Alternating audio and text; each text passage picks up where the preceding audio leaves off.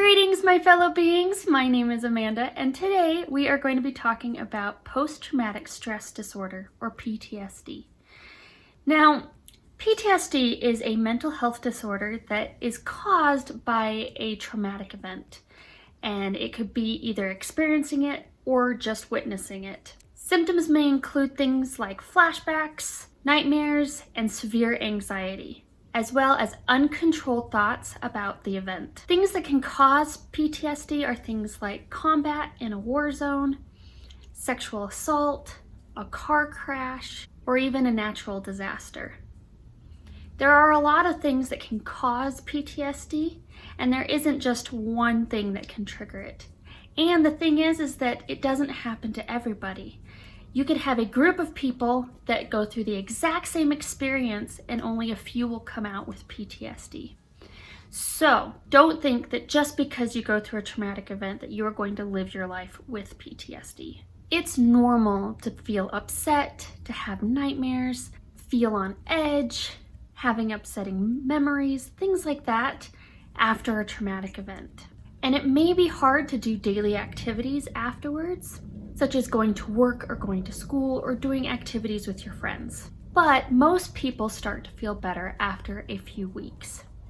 If these symptoms have not gotten better after a few months, you may have PTSD, and the best thing to do is to see a therapist in order to get that diagnosis. The thing with PTSD, though, is that sometimes symptoms don't start exactly after the event. They can happen a long time afterwards. So at first you may be feeling like everything's fine, everything's great, I'm not having any problems, and then a few months down the line, all of a sudden you're having nightmares, you're constantly thinking about it. You don't want to go out and see your friends, you want to stay cooped up in your house because you're afraid of having a trigger that happens that will make it so that you will relive the event again. The other thing is that PTSD can come and go. So it can get better and you can feel great and you're like, yeah, I'm on top of this. And then all of a sudden it will come back. So it's not something that is just instantly cured and everything's great, though you can get relief from PTSD with the help of a therapist, with the help of certain medications. It is possible to have a relatively normal life with PTSD. Now for myself, my PTSD started from a bunch of different events that happened in my life that kind of pushed me over the edge with a job that I had. And the job that I had, it turned into a giant witch hunt where I was basically told every single day that I wasn't believed, that everything I was doing was wrong. And it got to the point after all of this mental abuse that I would sit in the parking lot before even going into my work and I would just sob. And then I would get the courage, go into work, and then after work I would get in my car and I would just sob. And it got to the point where even just passing my work, going somewhere else, I would start getting heart palpitations, I would get dizzy, I would get really angry really easily, and I would start crying. So when I quit that job, because of the help from my therapist, I decided to quit that job. But I've been going through therapy ever since and having to relive those moments over and over and over again, and having to go to my old work and slowly but surely getting out of my car, walking up to the building, and right now I'm at the point where I'm supposed to go into the building and I don't want to, but it is part of my therapy. So today I am actually going to interview someone, which is going to be super excited. I'm going to be interviewing my dad. Now my dad is a wounded vet. He was wounded over in the Middle East in 2005, but I'm gonna let my dad introduce himself because he is a pretty awesome guy. He has been retired since 2007, I believe, is when they finally medically retired him because he got injured while in the service. And he was injured in 2005 and he continued working until he finally couldn't work anymore and he was medically retired. So we are going to get him on the phone and we're going to talk to him because I can't go and see my own dad because there's a pandemic going on right now, and fun times. I only get to talk to my dad on a computer because I'm immunocompromised. Yay, great times. First of all, I want you to introduce yourself. Go ahead and introduce yourself. I am Robert Money Davis. I am, first of all, your father. And the other two is that my career lasted about 25 years, maybe a little bit over that, in the United States Air Force.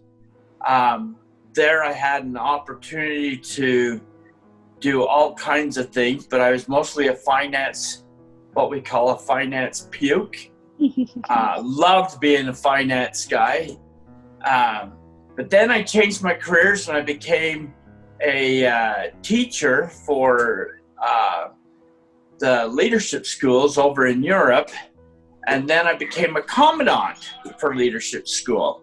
Then after that, I went back to my career field of being a finance guy, and I was a budget analyst for a while. And while I was doing that, 9/11 happened, and they sent me overseas, said, we want you to help build up bases, but mostly runways. And so my job was runways. Got to grow a beard, look like this, but I actually had dark hair instead of light hair. I did have red hair, but we blackened it up so I looked more like the locals. And then after that, I changed my career field a little bit again and became a superintendent of finance. And then went back to war again and still again carried millions of dollars on my back. And that's when my claim to fame happened. My claim to fame is that I fell out of a helicopter with $9 million strapped to my leg. That's the story for your interview here. And then eventually, as I was traveling, I was hit by an IED, which I was hit by 18 IEDs, but this one actually got me and killed those in the vehicle, as well as crushed my spinal column and left me as an incomplete quadriplegic, and a whole bunch of other things. But I've had lots of wonderful experiences in the military. Backpacked into Afghanistan from Pakistan. Did some wild things with some warlords, and been in some incredible firefights and had some incredible experiences. And then I ended up in a VA hospital and had no idea who I was, where I was. And they taught me how to eat and talk again and do all those fun things, trying to recuperate. I was told I'd never walk again. For about 12 years, that was exactly what happened. I did not walk. And then I started walking again, along with a lot of help from scuba diving, which really helped me. Then I slowly I'm getting back to remembering lots of things, so it's kind of fun. And forgetting lots of things. And that's a little bit background on my life. I have a family, of course. You know all of the family. Have Mom, have Addie and you and Aiden, and now I have Chris. And so we have a great little family. Yes, we do. Most definitely. So what year were you diagnosed with PTSD? 2006, right after I got back, and as we were going along, I was sent to Travis Air Force Base and got an official classification of, geez, you got PTSD, and probably have had it for many, many, many years. So yes. Yes. And so do you think that you had it before you got diagnosed, like way before? Oh, absolutely. I've had it for quite a while. In fact, after going through a lot of different missions and firefights, there's certain things that there's triggers that will happen, and you'll relive them and relive them and relive them, but you keep them to yourself. There are 4 types of symptoms of PTSD, which is intrusive memories, avoidance, negative changes in thinking and mood, and changes in physical and emotional reactions. And which one do you think, or ones do you think that you have? I've had all 4 of them. And the reason why is because everything comes in different, I guess you have different experiences that you go through. For instance, the intrusive memories, because you have traumatic experiences that you've went through, and you relive them and you relive them and you relive them.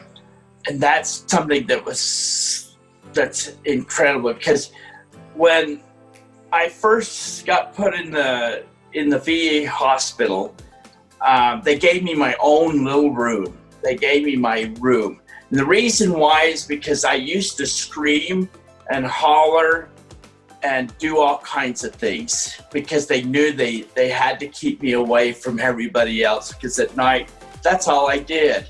My wife and I, your sweet mother, we didn't sleep in the same bedroom until probably about a year and a half ago, maybe 2 years ago, maybe.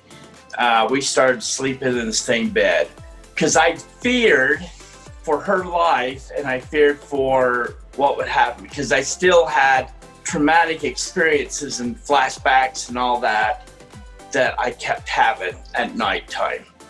And so those things would happen. And then, like avoidance, you try to avoid even thinking about them, because if you thought about them, then that was your trigger. All of a sudden you'd start thinking about them and everything else. And I've seen people who lived through PTSD, car crashes and all these other things. I've seen people, I know a young lady who was raped, her PTSD, she relives over and over again. And so all of a sudden I was like, God, I do have PTSD. And that's why I knew I had it way before they diagnosed me, because I could relate to some of these experiences that she was having, and then negative thinkings and the changing in your mood and everything else that you go through. A lot of the close relationships that I used to have was lost, because I didn't want anything to do with a lot of people. I didn't want to have, even though I love being around crowds, I love people. I love people. I love people. I love people. But yet, then I'd go into my room and I'd be okay, because I would act as if I'm normal, but I know I'm not normal, because then I'm feeling detached. And I think I lost a lot of relationship with my family too because of this, because you clam up. I'll tell you how I used to clam up with all of this, and that's with medication. I knew that if I could take enough medicine, I didn't have to deal with people. Okay, so I knew that the more medicine I took and the more medicine I had the doctor give me, the better I was and the better I felt. And so I self-medicated myself with the help of a doctor. Does that make sense? the more I took, the better I felt. And plus I lost interest in all activities and everything else. I didn't want to do a lot of the things I did. The other thing that I looked at was the next one, the fourth one, changes in physical and emotional reaction. No longer do I open up windows all the time. At night, there's no way I'll open up a window. It won't happen. The blind has to stay shut. I'm easily startled. If I hear a boom, I'm on the floor. Fireworks is my nightmare. So I self-medicate myself during holidays. Yeah. So that I don't hear the big boom boom, or I put sound systems on me and everything else. I take prescription medication to sleep at night because I can't sleep at night. So I have my own medicine. I have things that will help me sleep. And then I come up with what they call, it's called Lermite's disorder. And it's like someone takes a ball bat and hits you in the back of the head. I think you came up with this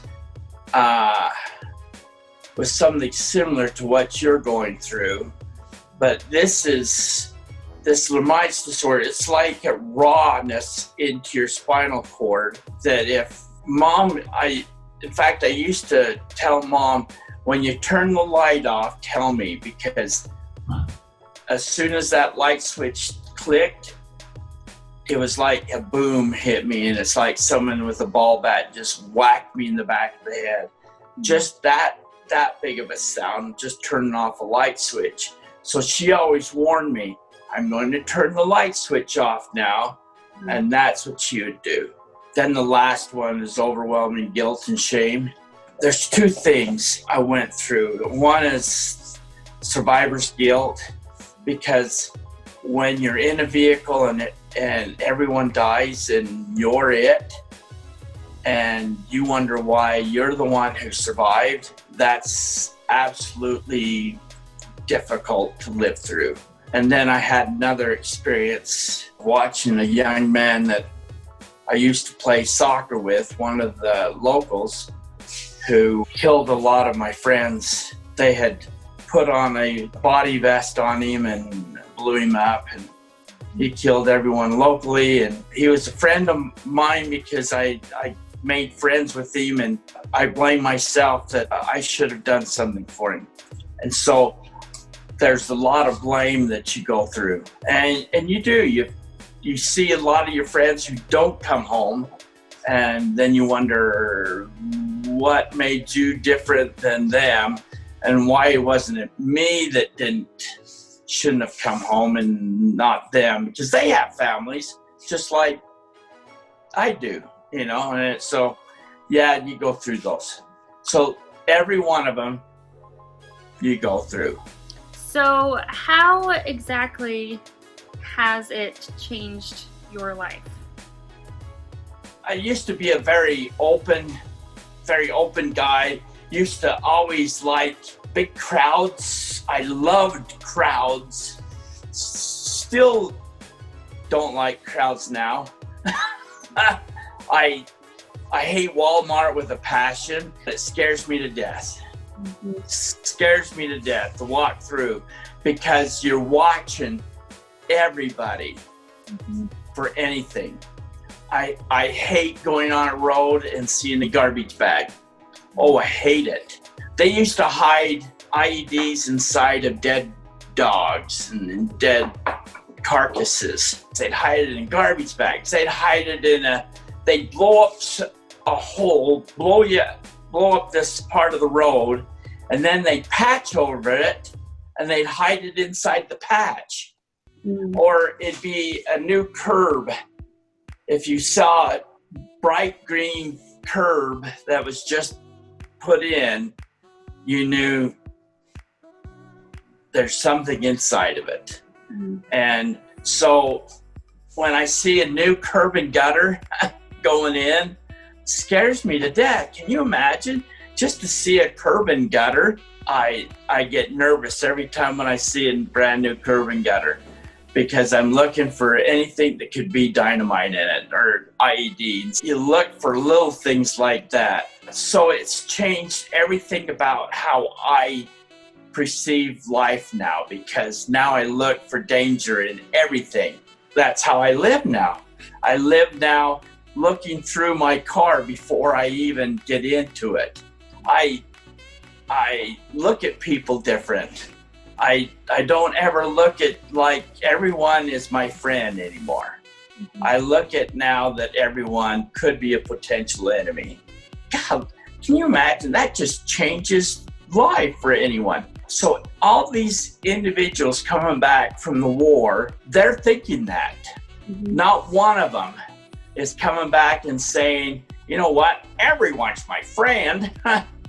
Not anymore. They're coming back and going, God, you know what? I got to keep an eye on this individual. Or this one, God, this one's looking different. And so they look at people differently than they ever did before. And that just ingrained into your psyche that everybody is now different. And then the same thing in crowds. God, crowds is a horrible thing now. Anyone who suffers from PTSD, their lives all change. And it depends on the event that they go through. Their psyche is completely changed, and that's what, I guess that's how you sum up PTSD, you know? People's whole body and everything else. So yeah, PTSD has changed my whole life on how I used to perceive life, on being an outgoing, I love life, everything is good, to, you know, I'm not sure about you. I need to make sure that you're okay before I can be normal around you. And then looking at everything around you, and just not only driving, but walking and looking. Just walking down the street has changed my life. I don't walk down the street. I don't know how anyone in their right minds can sit and walk with a cell phone plugged into their face, walking down the street. It scares the holy heavens out of me. How can they do that? There's bad guys all around you. Don't look down on your face. You know, you got to look around and see and that's how I look at it. I walk around just looking for anything that is out of, and I guess maybe that's a good thing. I don't know. Do you think that there is a stigma with PTSD? I do.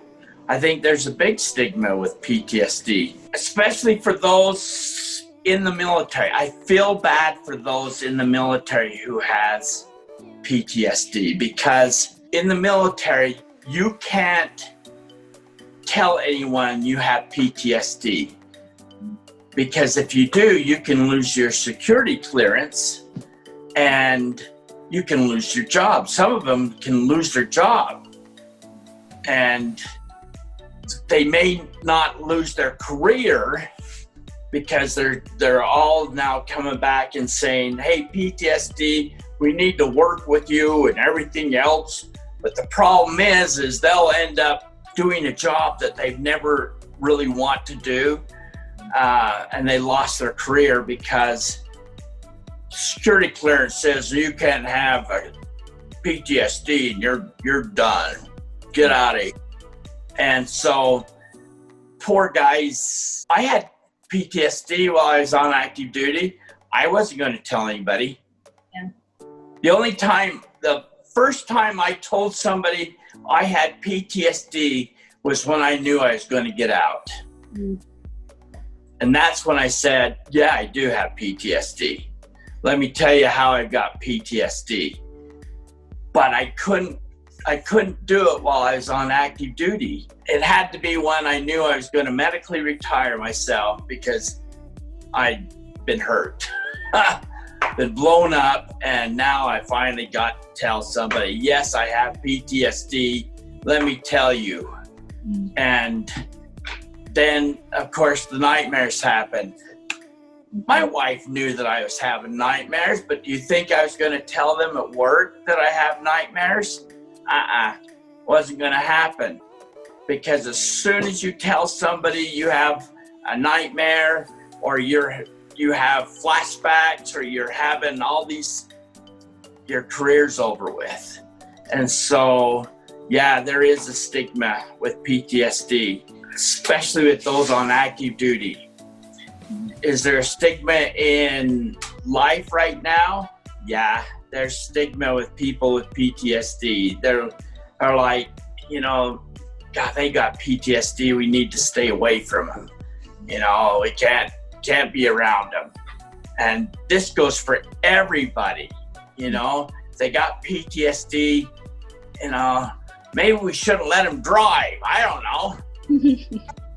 There's all these things out there. People are worried about people with PTSD, that they're going out and going to shoot up the whole place. I hate it when these guys, I've got friends who, they went up before the judge. They did something that they shouldn't have done. That was really stupid, but they got before the judge. You know what the first question the judge had asked? Do you have PTSD?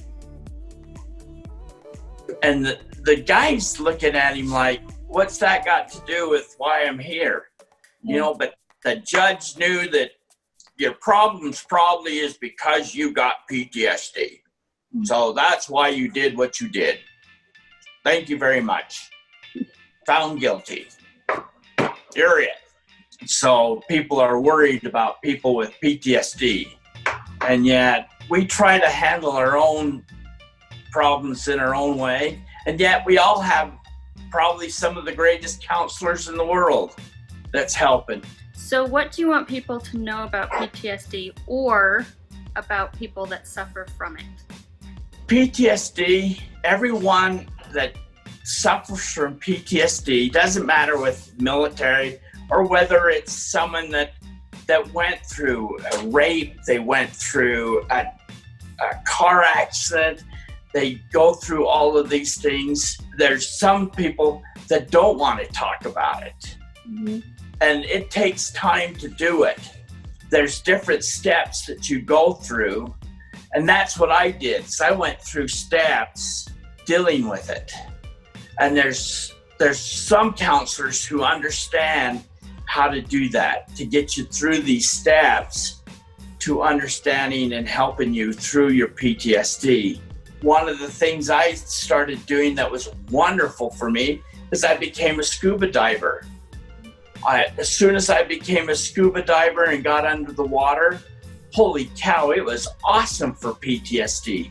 It was one of the best things I could have done, because now I was no longer thinking about me. I'm the problem, but I'm looking outside the world and I'm seeing things that are absolutely marvelous. There's guys that go out and go bike riding and go mountain biking. Wonderful. One of the greatest things they can do is go out.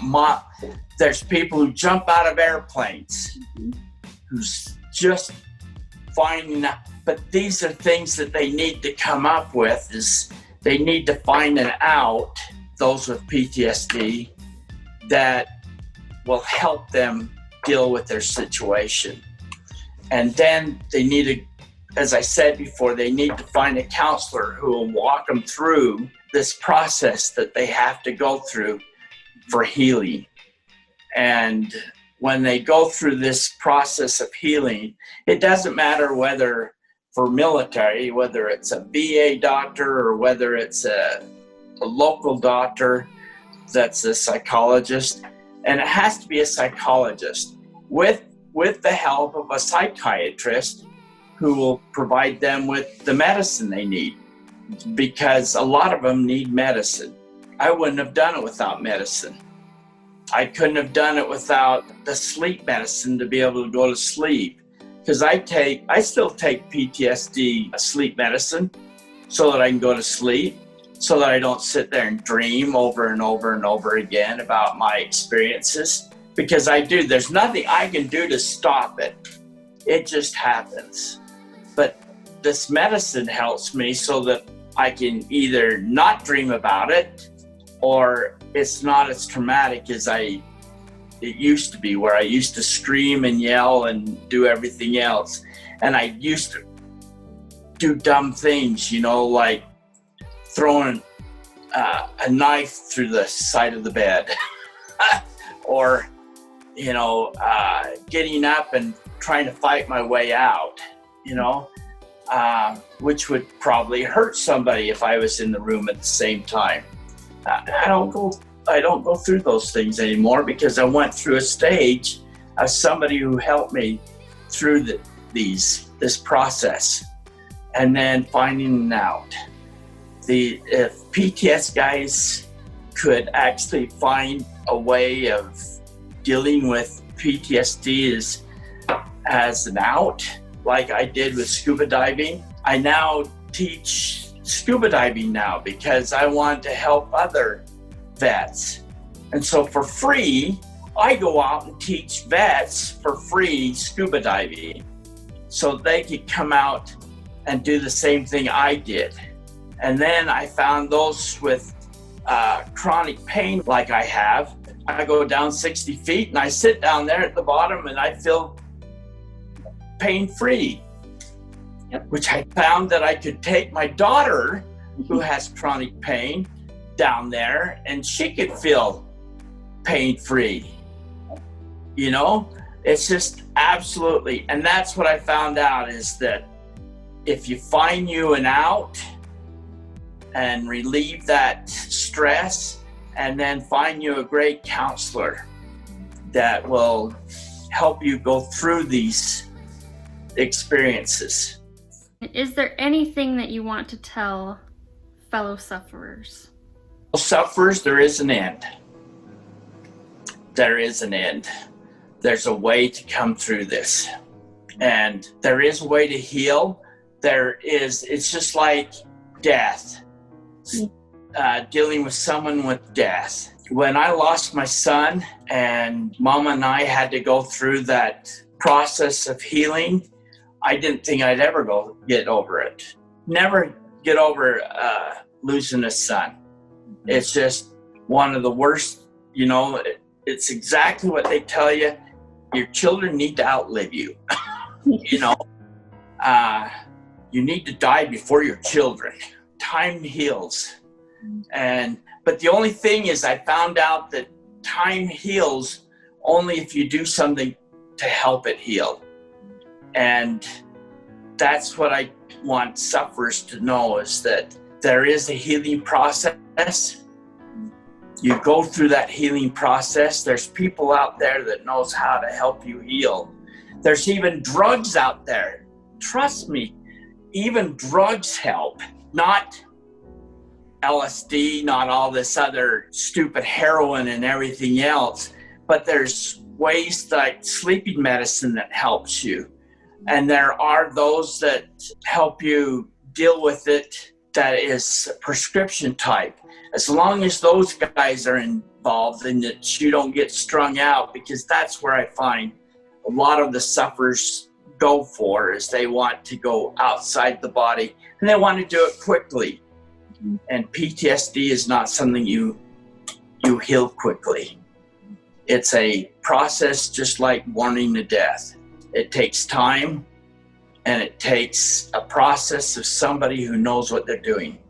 And so, yes, there is. And there's special ways of going through it. And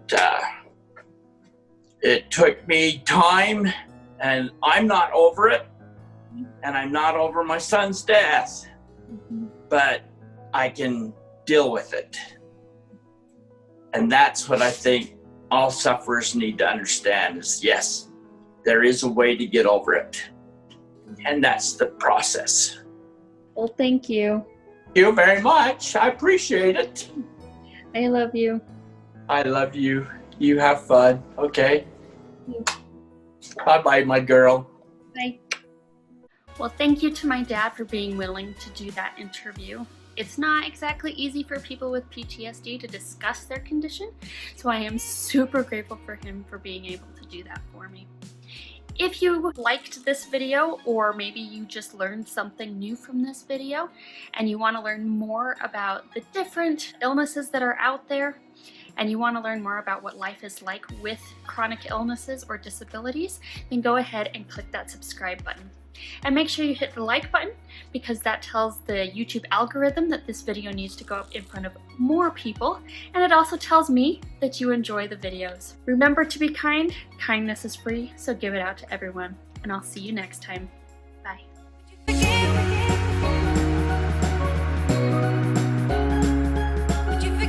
Now it is normal to have AC.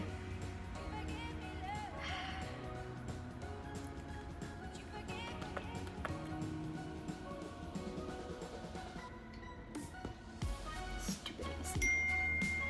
And then my mom wants to text me. Thank you, Mom. Not that it really matters, because the AC's on now, so I can't even film.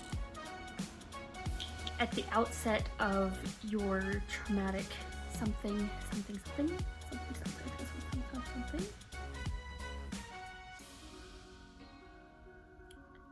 Pulling in trash cans.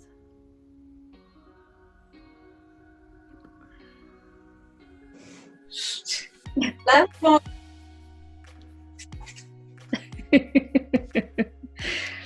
I'm glad you enjoy looking at yourself, Dad. That's great. I love the camera. Faye, would you stop it? I have to have my cup of coffee. I can't see anything. You can't see anything past that? And this should You should wax your mustache. I think that's holy crap.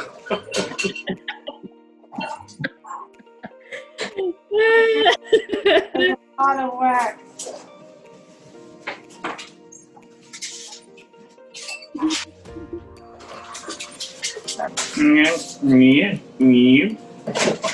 Look, it's like perfect for like.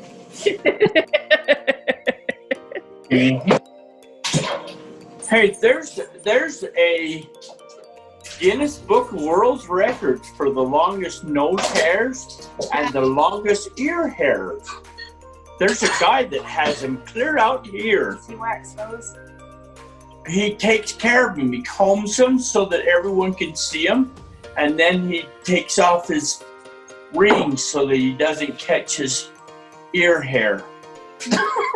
No. Are you listening to me? What? He's busy looking at himself.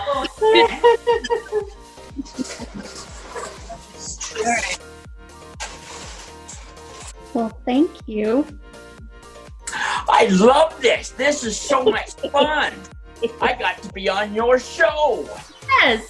Now you will be famous to 26 people. Yay! I'm gonna be famous.